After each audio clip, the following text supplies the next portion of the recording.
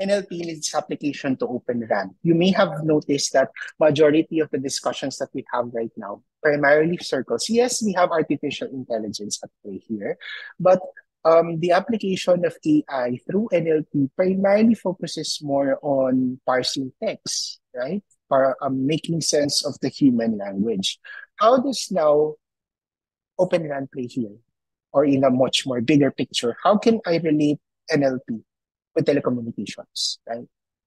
Here's what I propose. Now, in the telecommunications space, the one that I am also exposed of are also dealing with human interaction, right? Human to machine communication plays also an important role in telecommunications in general.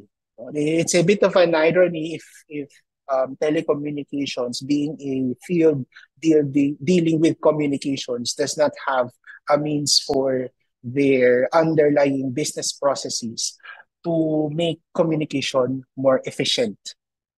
Okay? And that's where NLP can be a possible use case. Now, I was able to propose here three high-level use cases on where NLP can be applied in Open RAN in general. No? And this can be applied across the different domains of your telecom, right? From access up to core and even to services. But I'll start off with the most obvious one, which is in your end user space.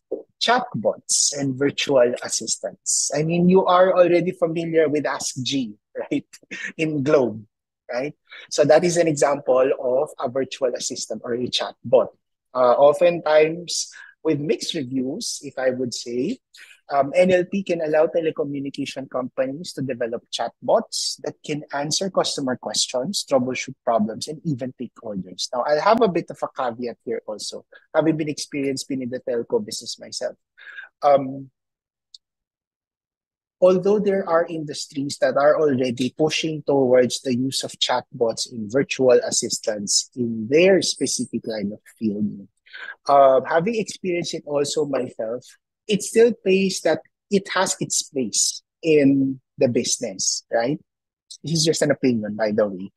Um, but it cannot completely replace human interaction, right? If there are certain use cases that are specifically nuanced to a given issue, not all can be answered by a chatbot, but there is a use case for it, right?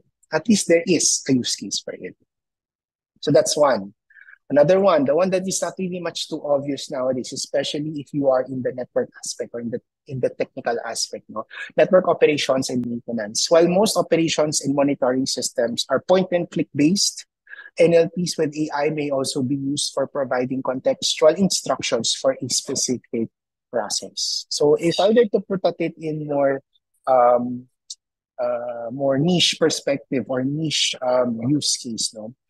Intelligent controllers nowadays can even incorporate NLP as part of already instructing the machine in order to perform a certain task. Instead of just, I heard this term in a training that I had recently, the word click ops, wherein instructions are just point and click. No? Nowadays, all you have to do is to even just type out the entire instruction, and from there, the network is able to identify what specific steps it has to go through to perform a given configuration. So think of it like ChatGPT, but in the network. Okay, so that is how one possible use case would come in.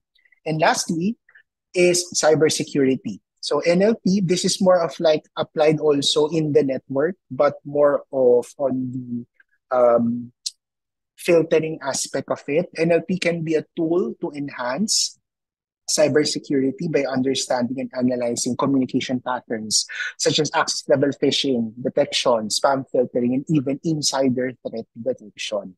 Now, one thing great about large language models is that you don't necessarily also have to program the models to understand human language. It can even be made to understand machine language or even machine configurations, right?